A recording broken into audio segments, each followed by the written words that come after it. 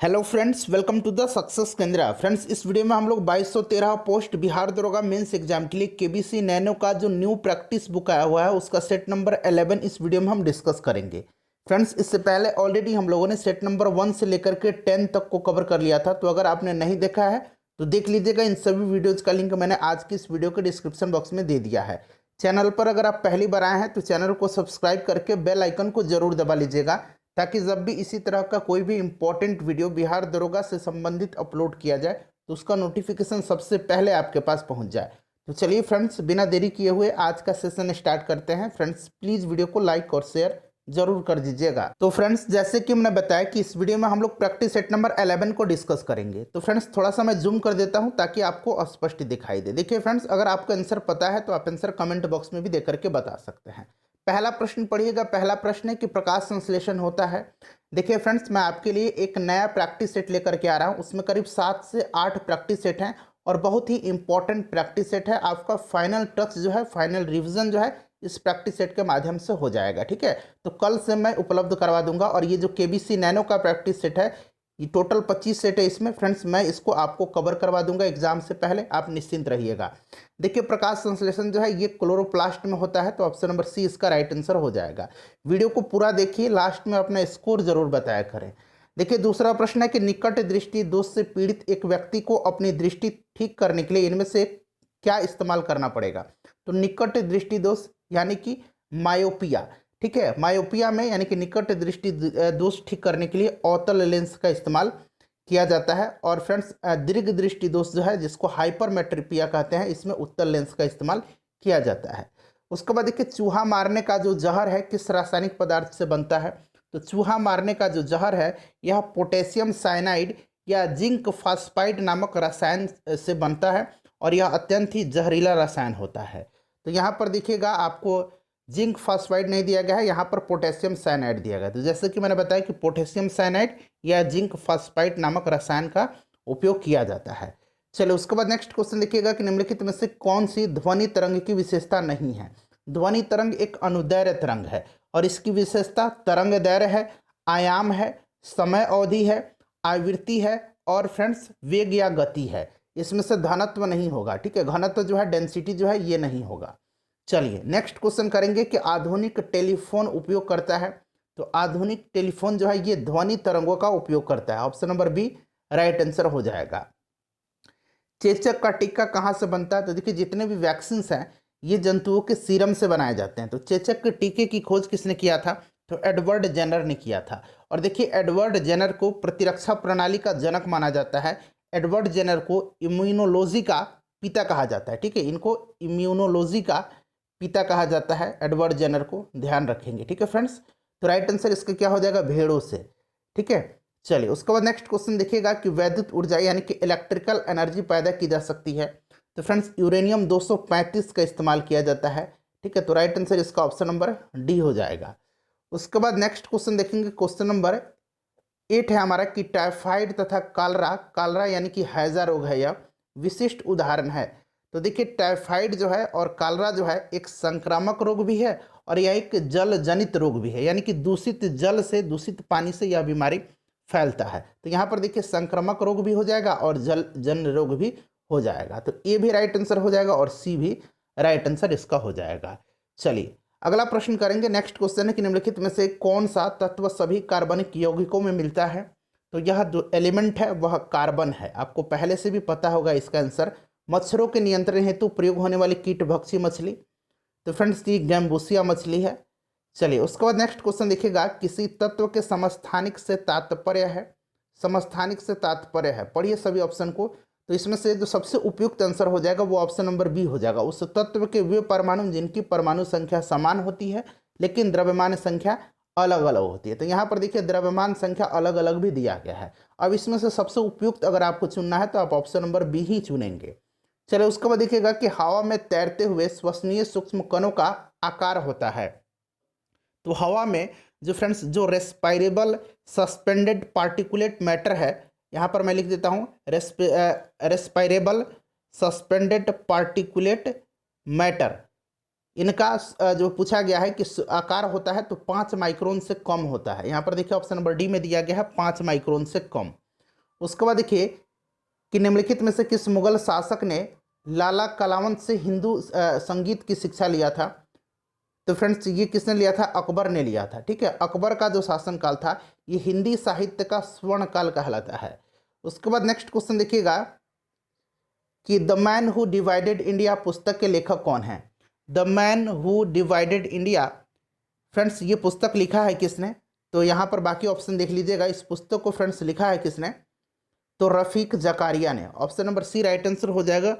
Communal rage in secular India, communal rage in secular India, इस पुस्तक को भी रफीक जकारिया ने ही लिखा है, इसको भी ध्यान रखेंगे। उसके बाद देखिएगा कि मानव आहार में पालिश किए हुए चावल के उपयोग से निम्नांकित रोग हो जाता है। तो फ्रेंड्स ये बेरी होता है। ठीक है, विटामिन B1 की कमी से बेरी होता है, आपको पता है। विटामिन ए की कमी से रतौंधी होता है। वर्णांधता यानी कि कलर ब्लाइंडनेस जो है फ्रेंड्स, यह एक जेनेटिक रोग है। उसके बाद देखिए अभिनव भारत से कौन संबंधित है? अभिनव भारत एक क्रांतिकारी संस्था थी और 1904 में इसकी स्थापना विनायक दामोदर सावरकर ने किया था। उसके बाद देखिए विश्व का पहला गणतंत्र वैशाली में किसके द्वारा स्थापित किया गया था? फ्रेंड्स मैंने एक प्लेलिस्ट बना दिया है और सभी वीडियोस को उसमें मैंने पुट कर दिया है। आप चैनल पर जाइए या फिर लिंक डिस्क्रिप्शन में या कमेंट बॉक्स में आपको मिल जाएगा प्लेलिस्ट का, सभी वीडियोस को देख लीजिएगा। तो फ्रेंड्स ये गणतंत्र जो वैशाली में सबसे पहले स्थापित किया गया था, ये लिच्छवियों के द्वारा किया गया था। ऑप्शन नंबर डी हो जाएगा राइट आंसर। उसके बाद देखिएगा कि अकबर ने बंगाल तथा बिहार को मुगल साम्राज्य में मिलाया था। तो फ्रेंड्स 1576 में मिलाया था। ठीक है, 1576 में। उसके बाद देखिए भारत में प्रथम रेलवे लाइन किस ब्रिटिश गवर्नर के समय बिछाई गई थी? तो 1853 में यह बम्बई से लेकर के ठाणे तक बिछाई गई थी, लॉर्ड डलहौजी के शासनकाल में। ठीक है फ्रेंड्स, ध्यान रखेंगे। उसके बाद देखिए चंपारण नील आंदोलन के राष्ट्रीय नेता कौन थे? तो ये महात्मा गांधी जी थे। ठीक है, 1917 में पहला भारत में इन्होंने सत्याग्रह किया था। उसके बाद देखिए निम्नलिखित में से किसे मुगल बादशाह बुरहान उल मुल्क की उपाधि प्रदान की गई थी? मुगल बादशाह के द्वारा। अच्छा, ये मुगल बादशाह जो था कौन था? तो बहादुर शाह था, जिसने सादत खां को बुरहानुल मुल्क की उपाधि दी थी। सादत खां जो था वह अवध स्वायत्त साम्राज्य का संस्थापक था, जिसने उसे 1722 में मुगलों से स्वतंत्र घोषित किया था। तो ये सादत खां हो जाएगा ऑप्शन नंबर ए। उसके बाद देखिएगा भारत छोड़ो आंदोलन कब प्रारंभ हुआ था? करो और मरो का नारा, करो या मरो का नारा, डू और डाई, ये इसी आंदोलन के दौरान दिया गया था महात्मा गांधी जी के द्वारा और यह 9 अगस्त 1942 को स्टार्ट हुआ था।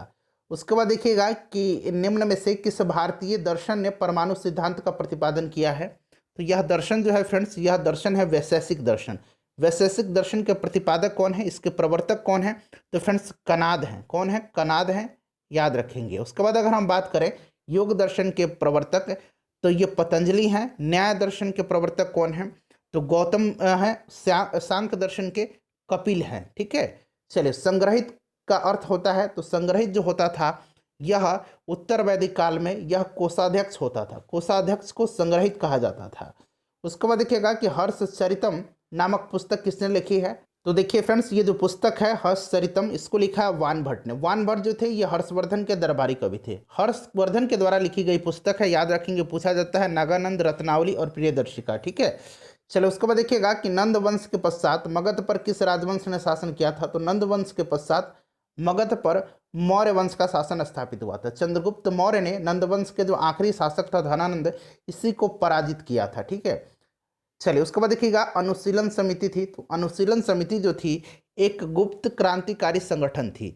इसका गठन जो है, इसका संगठन जो है कब किया गया था? 1902 में किया गया था। ठीक है फ्रेंड्स, और इसका जो ये समिति थी इसका उद्देश्य क्या था? तो वंदे मातरम के प्रणेता और प्रख्यात बांग्ला उपन्यासकार बंकिम चंद्र चट्टोपाध्याय द्वारा बताए गए मार्ग का अनुशीलन करना था।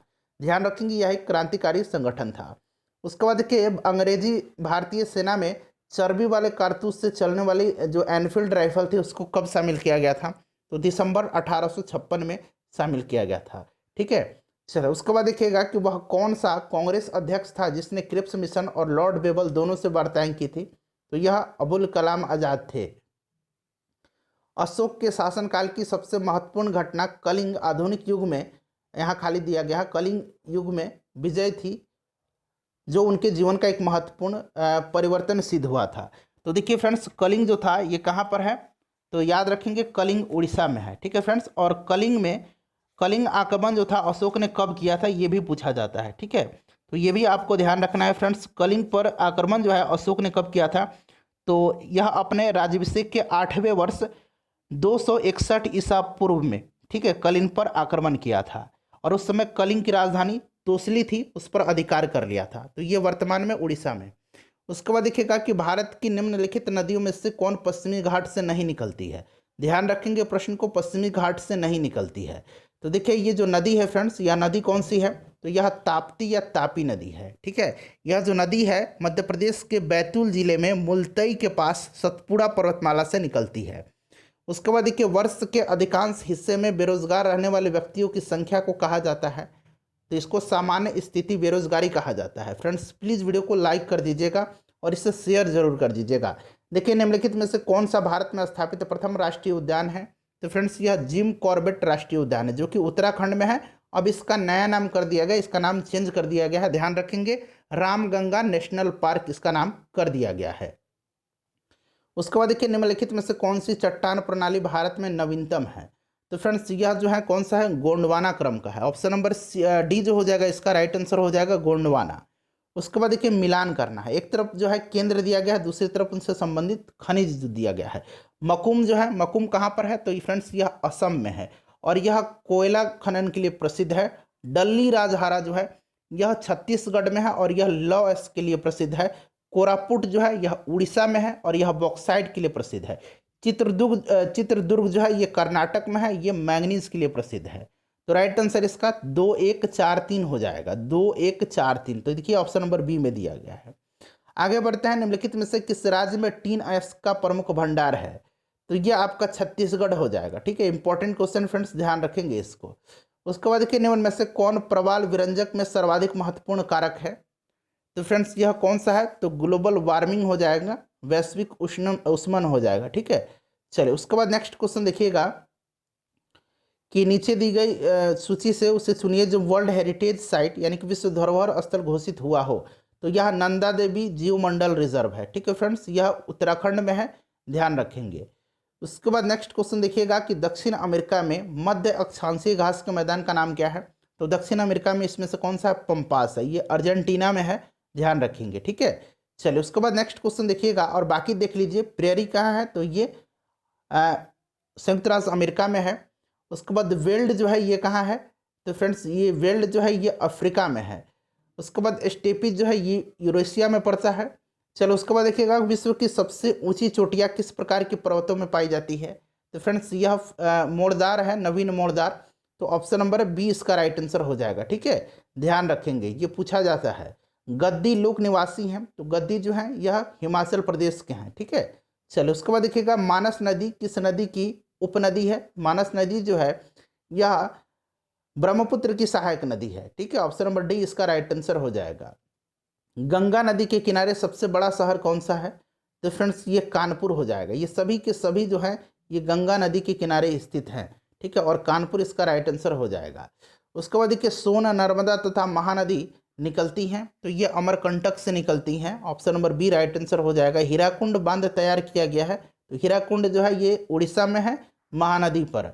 उसके बाद देखिए प्रतिशत अधिकतम वन क्षेत्र है, यहाँ प्रतिशत पूछा गया है, तो प्रतिशत में मिजोरम हो जाएगा। ठीक है, वैसे अगर पूछा जाता प्रतिशत न पूछ करके तो आपका मध्य प्रदेश होता। उसके बाद नेक्स्ट क्वेश्चन देखिए 47 नंबर की गल्फ स्ट्रीम क्या है, तो फ्रेंड्स यह एक महासागरीय जलधारा है और यह अटलांटिक महासागर की गर्म जलधारा है। ठीक है, तो ये एक महासागरीय जलधारा है। उसके बाद देखिए इवनिंग स्टार, मॉर्निंग स्टार, ठीक है, पृथ्वी की जुड़वा बहन, पृथ्वी की भगनी, ये सब शुक्र को कहा जाता है। ठीक है, चलिए लाल ग्रह किसको कहा जाता है, जरा आप कमेंट करके बताएंगे। उसके बाद देखिए किस वैज्ञानिक ने अपर्दन चक्र परिवर्तित किया था, तो ये किसने किया था, वाल्टर पैंक ने किया था। ठीक है, तो वाल्थर पैंक हो जाएगा यहाँ पर ऑप्शन नंबर ए। निम्न राज्यों में से किस राज्य में जाड़े के मौसम में बारिश मिलती है, तो फ्रेंड्स ये तमिलनाडु में होती है। ठीक है, तमिलनाडु में उत्तर पूर्वी मानसून के कारण यहाँ पर वर्षा होती है। उसके बाद देखिए फ्रेंड्स 51 से लेकर के 64 तक में मैथ और रीजनिंग के क्वेश्चन हैं। सॉल्यूशन मैं टेलीग्राम पर दे दिया हूँ, वहाँ से आप लोग जाइए और मैथ और रीजनिंग के क्वेश्चन को सॉल्व कर लीजिएगा। देखिए 65 नंबर, 64 तक मैंने बताया था, 65 से अब यहाँ से फिर से आपका क्वेश्चन जीके जीएस साइंस वाला पोर्शन स्टार्ट हो रहा है। निम्नलिखित में से कौन सा कर जो है यानी कि टैक्स जो है भारत सरकार के द्वारा नहीं लगाया जाता है? तो फ्रेंड्स ये टोल टैक्स है। Option number D right answer इसका हो जाएगा। टोल टैक्स जो है ये राष्ट्रीय राजमार्ग जो है उसके रख रखाव के लिए लिया जाता है। देखिए, दृष्टि विकलांग हेतु राष्ट्रीय संस्थान निम्नलिखित में से कहाँ अवस्थित है? यानी कि राष्ट्रीय विकलांग, ठीक है, यानी कि अगर कहा जाए तो राष्ट्रीय दृष्टि विकलांग संस्थान इसको कहेंगे। यह स्थित कहाँ पर है? तो देहरादून में है। ध्यान रखेंगे, उत्तराखंड में यह है। उसके बाद नेक्स्ट क्वेश्चन देखिए, निम्नलिखित में से कौन सा एक असमानता घटाने का उपाय नहीं है? तो ये अर्थव्यवस्था का उदारीकरण हो जाएगा। ठीक है, ये जो है असमानता घटाने का उपाय नहीं है। उसके बाद नेक्स्ट क्वेश्चन देख लीजिएगा, 68 नंबर की नमस्ते सालोम पत्रिका किन दो देशों के मध्य पर आधारित है संबंध पर? तो ये भारत और इजराइल के बीच में। उसके बाद देखिए, ईपीसीजी का पूर्ण रूप पूछा गया है। ईपीसीजी का पूर्ण रूप क्या हो जाएगा? तो बताइए फ्रेंड्स, इसका राइट आंसर क्या हो जाएगा? तो right answer export promotion capital goods हो जाएगा। ध्यान रखेंगे। उसके बाद देखिए, इनमें से किसने गरीबी निवारण के प्रभावपूर्ण अस्त्र के रूप में स्वयं सेवा समूह के विचार को दिया था? तो फ्रेंड्स ये किसने दिया था? तो मोहम्मद यूनिस ने दिया था। ऑप्शन नंबर बी हो जाएगा राइट आंसर। 15वें वित्त आयोग के अनुसार विभाजन योग्य शुद्ध केंद्रीय राजस्व कर में राज्यों का प्रतिशत भाग कितना है? तो फ्रेंड्स देखिए, 15वें वित्त आयोग के अध्यक्ष एनके सिंह हैं। ध्यान रखेंगे। ठीक है, राइट आंसर इसका हो जाएगा 41%। उसके बाद देखिए, नीति आयोग अस्तित्व में कब आया था? तो फ्रेंड्स यह आया था 1 जनवरी 2015 को। ध्यान रखेंगे, 1 जनवरी 2015 को योजना आयोग के स्थान पर। गुल्लक बच्चा बैंक कहाँ पर है? तो देखिए, यह जो बैंक है गुल्लक बच्चा बैंक, इसमें केवल बच्चों का खाता खोला जाता है और यह पटना में है। उसके बाद देखिए, भारत में पहली पंचवर्षीय योजना का आधार, तो ये हेरोल्ड डोमल मॉडल पर आधारित था। दूसरा पीसी महालनोबिस मॉडल पर आधारित था। उसके बाद देखिए, भारत के किस राज्य में सबसे अधिक सूती वस्त्र की मिलें हैं? तो सबसे ज़्यादा महाराष्ट्र में है। ठीक है, महाराष्ट्र में है। उसके बाद देखिएगा कि निम्न में से नकदी फसल कौन सी नहीं है? तो देखिए, इसमें से नकदी फसल जूट, मूंगफली, गन्ना। उसके बाद बात करें तो चाय, कॉफ़ी, ये सभी जो है नकदी फसल हैं। ठीक है, व्यापारिक तौर पर इसका उत्पादन किया जाता है बड़े बड़े फार्म बना करके। और इसमें से ज्वार जो है ये खाद्यान्न फसल हो जाएगा, ये नकदी फसल नहीं है। उसके बाद नेक्स्ट क्वेश्चन देख लीजिएगा कि मिलान करना है। तो देखिए फ्रेंड्स, अगर हम इसमें से बात करें तो सबसे पहले देख लीजिएगा यहाँ पर कि 1955 में किसकी स्थापना हुई थी? तो देखिए, 1955 में भारतीय औद्योगिक ऋण और निवेश निगम की स्थापना की गई थी। उसके बाद 1964 में किसकी स्थापना की गई थी? तो भारतीय औद्योगिक विकास बैंक की स्थापना की गई थी। 1982 में किसकी स्थापना की गई थी? तो 1982 में जो है फ्रेंड्स, यह स्थापना किसकी की गई थी? तो भारतीय निर्यात आयात बैंक। ठीक है, एक्सपोर्ट इंपोर्ट यानी कि एक्सपोर्ट इंपोर्ट बैंक की। उसके बाद 1987 में औद्योगिक और वित्तीय पुनर्निर्माण बोर्ड की स्थापना की गई थी। तो 3-2-1-4 इसका राइट आंसर हो जाएगा। नीचे आइए, 3-2-1-4 ऑप्शन नंबर सी में दिया गया है। उसके बाद देखिए, विदेशी मुद्रा जिससे त्वरित प्रवास की प्रवृत्ति होती है कहलाती है? तो फ्रेंड्स यह हॉट मनी इसको कहा जाता है, यानी कि गर्म मुद्रा कहा जाता है। यदि भारतीय रिजर्व बैंक के द्वारा नगद कोष अनुपात में कमी की जाती है तो इसका साख सृजन पर प्रभाव होगा। तो देखिए, साख सृजन पर इसका क्या प्रभाव होगा ये पूछा जा रहा है। तो वृद्धि हो जाएगा इसका राइट आंसर। ठीक है, उसके बाद अगला क्वेश्चन देखिएगा कि भारत के प्रथम विधि विश्वविद्यालय की स्थापना अगस्त 1987 में कहाँ की गई थी? तो भारत का जो पहला national law school of India है, इसकी स्थापना जो है 1887 में बेंगलुरु में की गई थी। यहाँ पर देखिए बेंगलोर दिया गया है। भारत में आर्थिक सुधार का जनक किसे कहा जाता है? तो आर्थिक सुधार का जनक भारत में डॉक्टर मनमोहन सिंह को कहा जाता है। ठीक है, ये पीवी नरसिम्हा राव सरकार में वित्त मंत्री थे। अगला क्वेश्चन देखिएगा कि भारत में कौन सा एक राजकोषीय नीति यानी कि फिजिकल पॉलिसी का उदाहरण नहीं है? तो फिजिकल पॉलिसी का उदाहरण पूछा गया, इसमें से कौन सा नहीं है? तो देखिए फ्रेंड्स, इसका जो राइट आंसर हो जाएगा वो आपका हो जाएगा, यहाँ पर बाकी ऑप्शन है ब्याज दर। ठीक है, इंटरेस्ट रेट हो जाएगा। उसके बाद देखिए, असंगठित क्षेत्र के श्रमिकों के लिए किस उद्देश्य से सामाजिक सुरक्षा योजना शुरू की गई? तो इनमें से सभी इसका राइट आंसर हो जाएगा। ठीक है, वृद्धा पेंशन, उसके बाद स्वास्थ्य बीमा और व्यक्तिगत दुर्घटना, इन सभी से संबंधित है यह। उसके बाद देखिए, भारत की बैंकिंग प्रणाली में उच्चतम बैंक कौन सा है? तो ये रिजर्व बैंक ऑफ इंडिया है, यानी कि आरबीआई है। Option number B right answer हो जाएगा। उसके बाद देखिए, खेलकूद में असाधारण उपलब्धि के सम्मान स्वरूप इनमें से कौन सा पुरस्कार दिया जाता है? तो यह पुरस्कार कौन सा है? अर्जुन अवार्ड है, जो खिलाड़ियों को दिया जाता है असाधारण उनके प्रदर्शन के लिए। उसके बाद देखिएगा कि भारत में राष्ट्रीय आय की गणना किसके द्वारा की जाती है? तो ये एससीओ के द्वारा, केंद्रीय सांख्यिकी संगठन के द्वारा की जाती है। उसके बाद देखिए सकल घरेलू उत्पाद को किससे सभी के मूल्य के रूप में परिभाषित किया गया है? तो फ्रेंड्स, किसी अर्थव्यवस्था में एक वर्ष में उत्पादित अंतिम वस्तुएं एवं सेवाएं, ये इंपॉर्टेंट क्वेश्चन है, ये ध्यान रखेंगे। उसके बाद देखिए किसी वस्तु की कीमत में वृद्धि से क्या अभिप्राय है? तो देखिए राइट आंसर इसका क्या हो जाएगा? राइट आंसर इसका हो जाएगा मुद्रा के मूल्य में गिरावट और वस्तु के मूल्य में वृद्धि। उसके बाद देखिए अगला क्वेश्चन है फ्रेंड्स हमारा कि निम्नलिखित में से कौन सा एक 20वीं शताब्दी के 60वें दशक के अंतिम दौर की हरित क्रांति की प्रकृति का सबसे उच्चतम वर्णन करता है?